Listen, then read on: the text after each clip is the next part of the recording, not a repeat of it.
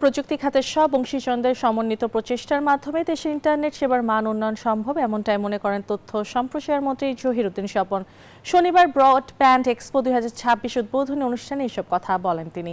একই অনুষ্ঠানে প্রধানমন্ত্রীর উপদেষ্টা রেহান আসিফ আসাদ বলেন, আগামী 5 বছরে আইসিটি খাতের উন্নয়নের মাধ্যমে দেশের জিডিপিতে এই খাতের অবদান 10% বেশি বাড়ানোর লক্ষ্য নিয়েছে সরকার।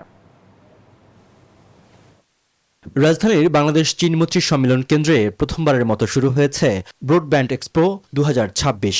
রোববার 3 দিন ব্যাপী এই এক্সপোর উদ্বোধন করেন তথ্য ও সম্প্রচার মন্ত্রী জহিরুদ্দিন স্বপন। এ সময় তথ্যমন্ত্রী বলেন, বর্তমান সময়ে তথ্য প্রবাহ নিশ্চিত করার চেয়ে বড় চ্যালেঞ্জ হয়ে দাঁড়িয়েছে অপতথ্য বিভ্রান্তিকর তথ্যের বিস্তার। জানান, দেশের পিছিয়ে থাকা ডিজিটাল ইকোসিস্টেমের অবকাঠামো উন্নয়নের মাধ্যমেই ইন্টারনেট সেবার মান বৃদ্ধি করতে হবে।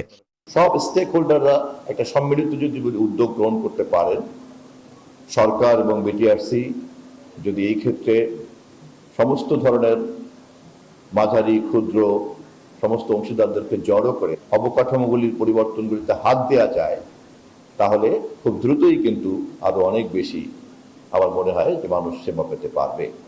Spanish digital print tiles, ATI tiles, এক টাইলসে জীবন পার। অনুষ্ঠানে প্রধানমন্ত্রীর উপদেষ্টা রেহান আসিফ আসাদ বলেন, আগামী 5 বছরে আইসিটি খাতের উন্নয়নের মাধ্যমে দেশের জিডিপিতে এই খাতের অবদান 10% বেশি বাড়ানোর লক্ষ্য সরকারের।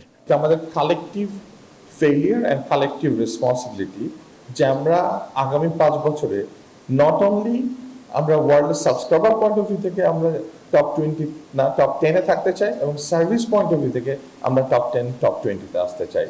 তিনি আরো বলেন, বর্তমানে টেলিকম খাতে করের হার সবচেয়ে বেশি, যা কমাতে উদ্যোগ নিয়েছে সরকার। বাংলাদেশে holistically Bangladesh is one of the highest telecom tax rate in the world. একদিকে আমাদের টেলিকম সেক্টরে highest tax rate 38%, this is not right. আরেকদিকে আপনার আমাদের tax to GDP 6.5%, that is also not right. So we need to find a balance. এই বাজেটে আপনার যে কি করে how do you bring a equilibrium, যেন কোনো একটা স্পেসিফিক সেগমেন্টের উপরে আমরা এক্সট্রাঅর্ডিনারি প্রেশার যেন না দিই, আবার কোনো একটা স্পেসিফিক সেগমেন্টকে আমরা যেন কোনো আলাদা পার্সোনাল প্রেফারেন্স কিংবা বেনিফিট না দিই। 15 এপ্রিল পর্যন্ত চলবে এই এক্সপো। এতে অংশ নিয়েছে 10টি প্যাভিলিয়ন, 35টি মিনি প্যাভিলিয়ন এবং 20টি স্টল। রিয়াদ সুমন, নিউজ 24, ঢাকা।